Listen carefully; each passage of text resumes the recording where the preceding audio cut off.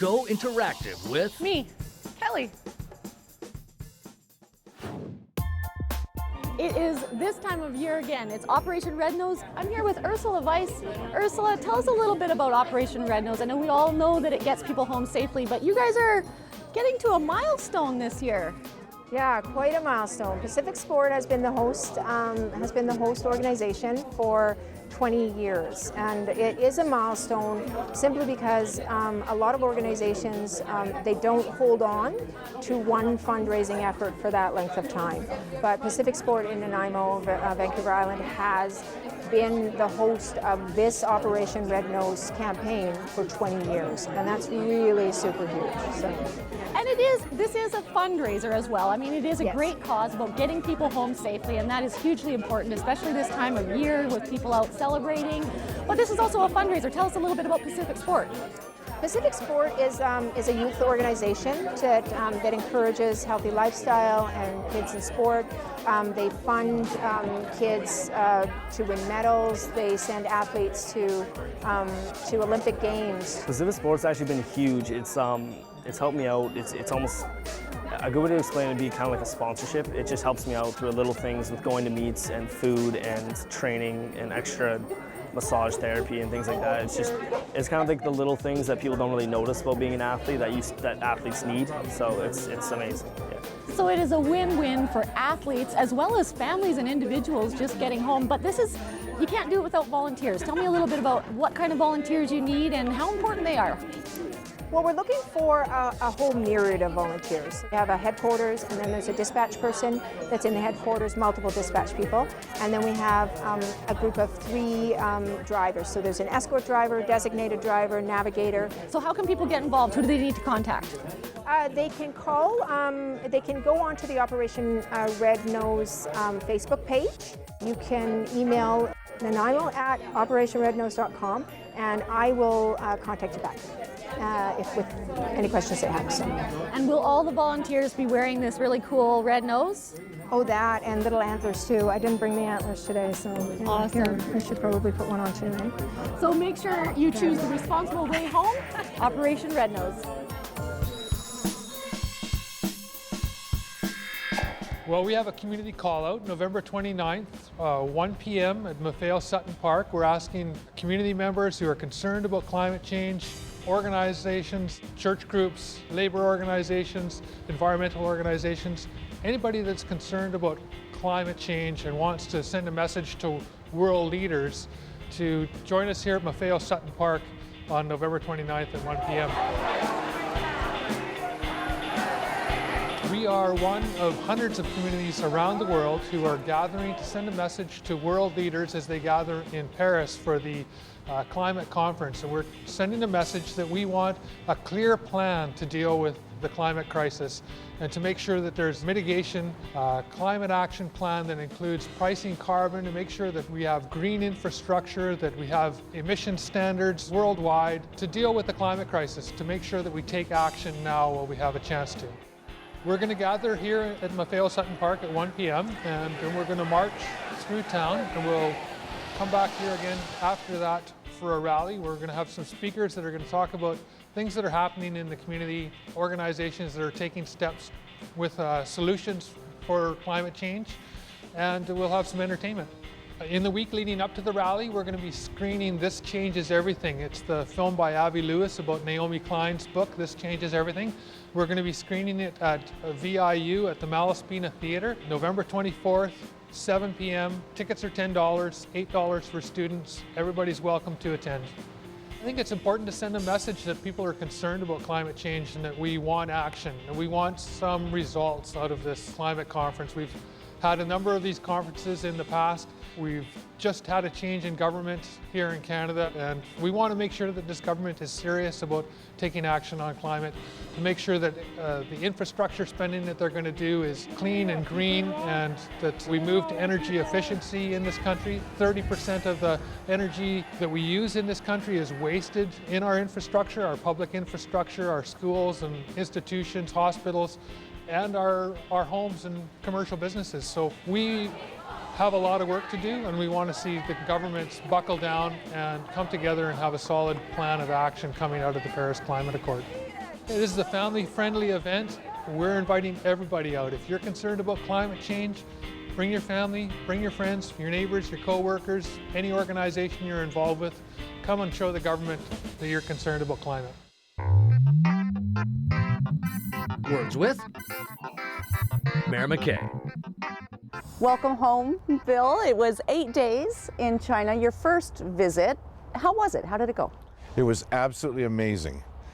It's the furthest afield I've been. I've never been to China before, and I have to say it was enormous. It was just amazing. Now, it's hard to know where to start because there's so many things that you experience on a personal level when you delve into a culture like you had the opportunity to do. But you were there representing Nanaimo, and the objective was to build business relationships, connecting back to getting this hotel done. How did that go? You know what was really interesting is that one of the people we met with used the term, we have to become friends before we can do the deals. So that was very, very important.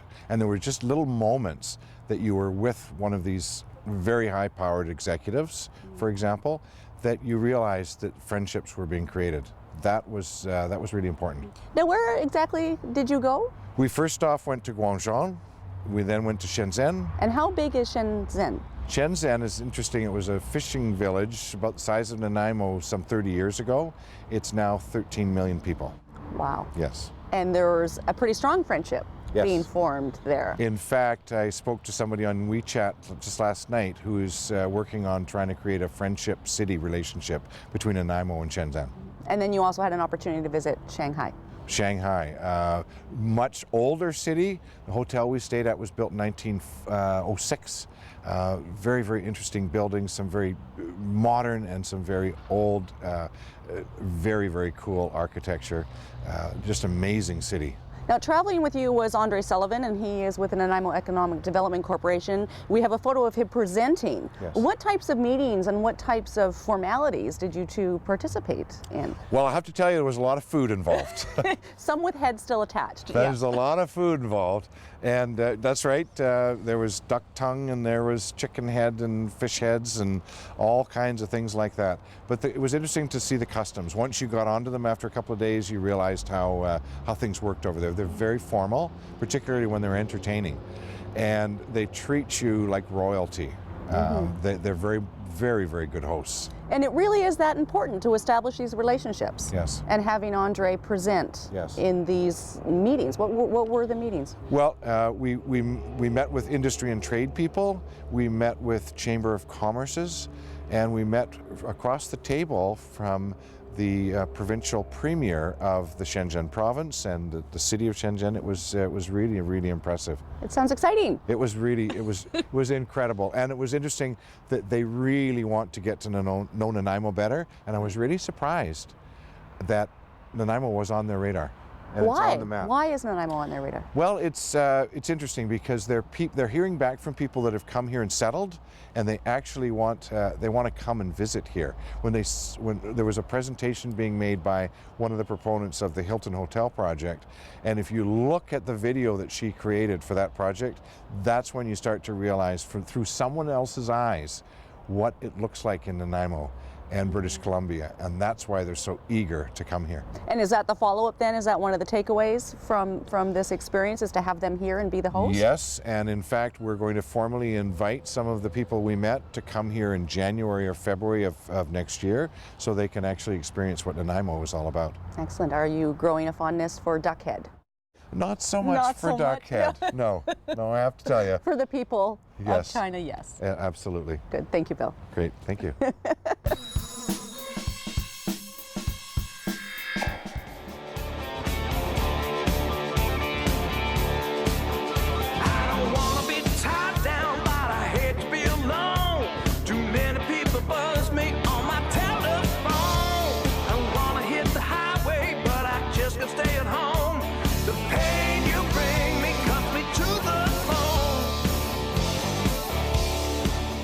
That was Cuts Me to the Bone from the new album Vicksburg Call that I'm very excited. It's been out for a couple of months now and it's getting a lot of action across Canada, in the United States, and even over in Europe.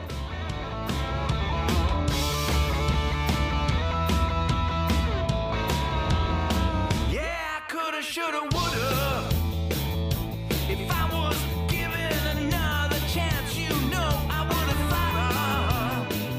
happy to be nominated for 3 Maple Blues Awards. The Maple Blues are it's an award show that they have every year in Toronto in January. They just kind of recognize the efforts of all the blues musicians across the country. So it's nice to be nominated, especially for 3 different categories.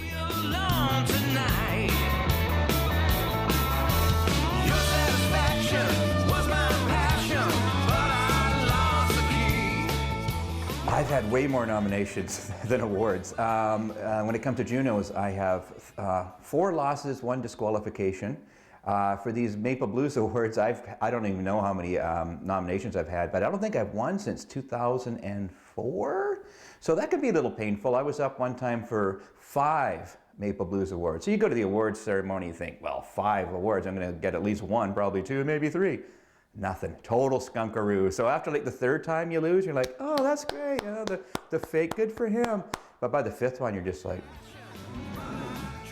So yeah, totally vote for me because I don't want to have to sit there doing the fake clap 3 times. I can do it once, maybe twice.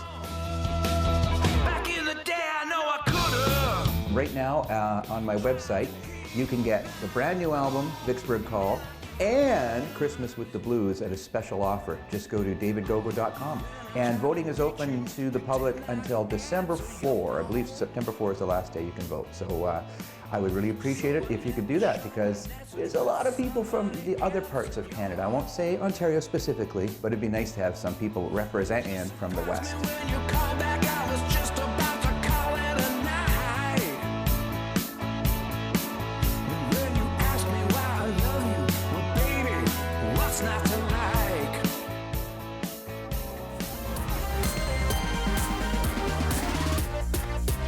Carolyn Isles is with the Great Nanaimo Toy Drive. For those who don't know, what is it? Well, it's one of Nanaimo's best kept secrets. It really is an example of how a community can come together to support those who are less fortunate.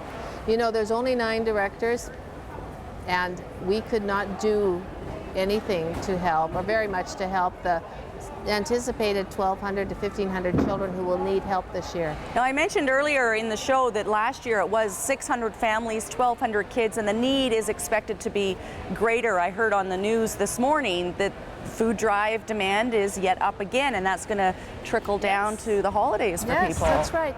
And you know, it doesn't take a lot for anyone in Nanaimo to help the effort, and we really count on Nanaimo to come through. Families, individuals, business organizations, just purchase a toy and drop it off at any one of our many sites around the community. And people might think that they don't have anything to give, and you shared some really heartwarming stories here at the podium today. We have 2 hands. That's right. We have a giving hand and we have a receiving hand.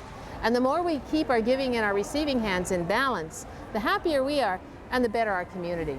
So we call on everybody.